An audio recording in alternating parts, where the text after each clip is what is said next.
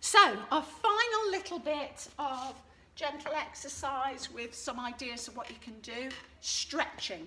So you might just do section 1, mobility, and then a little bit of stretching.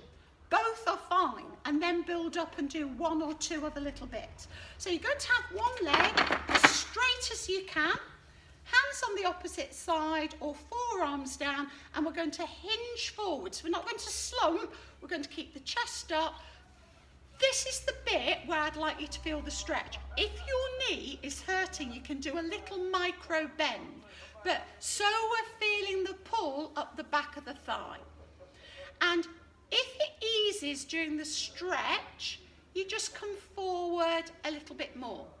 So at the beginning of the class, we want to be doing movements to get the joints prepared, get the muscles warm, get the brain working, get your neural pathways working, so the bits you're not thinking of, but the muscles that work by themselves. Draw yourselves up. So if anything hurts during the stretches, so the same thing on the other side, that hinge forward for the hamstring stretch, you come slightly out of it. The end of a session, a flexibility bit that we're doing here, you're holding, if you've got a second hand on your watch, sort of 20, 30 seconds. And if you're a bit older like me, sometimes a little bit longer. I just think the older we get, my experience of being fit over 60 is like I'm slower to rouse. It just takes a little bit longer for me to get into it. And then at the end, it's nice to do these stretches and come back up. Lovely.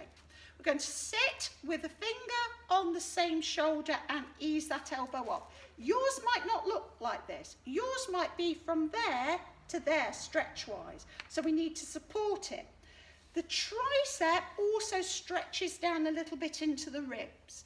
And that's sitting nice and tall, you might feel the stretch down the front of the tummy. If you want a bigger stretch, we can do the 2 stretches at once, step the same leg back on the same side, and then you've got the stretch for the front of the hip and the calf muscle. And then we're going to do the same on the other side. So fingers on the same shoulder, help the elbow up to where you can. It took me 3 years to go from that after an accident to this. Stretching every day, and it went like a centimetre a day. Some weeks nothing happened, another week it would loosen. A frozen shoulder can take a couple of years, but some of us have got a bit more time on our hands, so little and often. Even if you do 5 minutes, a little bit of mobility, 5 minutes dancing around the living room. I don't care what the neighbours think anymore, bless them. So you can be doing this sitting. That was the harder version. The sitting one, absolutely fine. And then relax that down. You might want to give your shoulders a little shake or roll just to get out of that.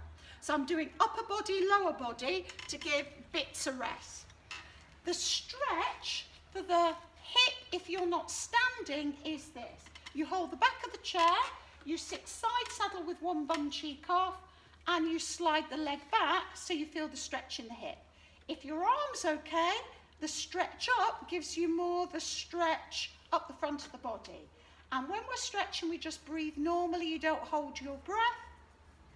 And then change sides. So I'm doing these slightly faster than I'd normally suggest.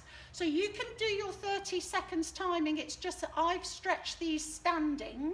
You don't have to bring the arm up. If that shoulder doesn't like it, just sit tall. So this, your psoas muscle at the front of your hip, down the thigh, and lovely. We're just going to stretch the back a little bit, so hands or forearms down on the back. You might feel, if you've got high or low blood pressure, stay here, don't go down too far.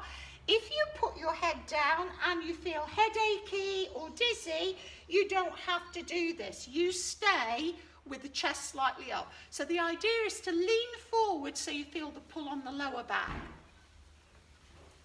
And then ease yourself back up. Again, you'd hold that for about 30 seconds. Hold the side of the chair, fingers behind the ear, and bring the elbow up to the top corner of the room, so you feel the side of the waist stretching. So I'm holding these stretches for about 15 seconds, which is better than nothing, but hopefully when you do it, you can slow it down slightly. Fingers behind the ear, retract the elbow, elbow up to the top corner of the room, keeping breathing. So you should feel the ribs slightly separating down the side of the body. If it's too much for your back, you make that a bit more of a shallow stretch, and I'm exaggerating slightly so you can see. And then you come round. So give yourself a hug. It's always nice at the end. So wrapping your fingers round as far as you can. Let the ear come to one shoulder, so that the weight of the head is stretching the big muscle on the side of the neck into the shoulder. Gently bring the chin round to the chest. The noises my neck makes doing this.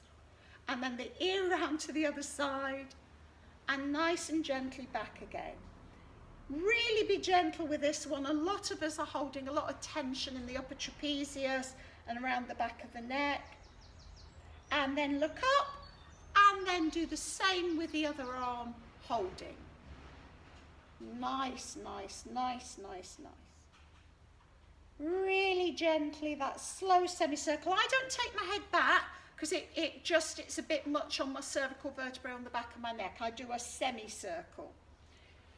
And then heel on the floor, bring the toe up. You can do it together if you want, both heels on the floor. Bring the toe towards you so you feel the stretch on the calf muscle and the Achilles at the back.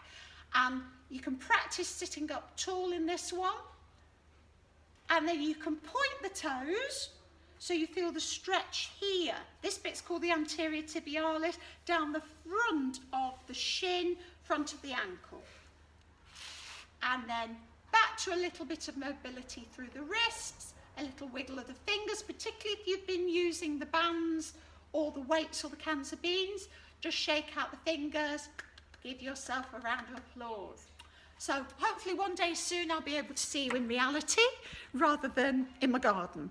But well done everybody, bye.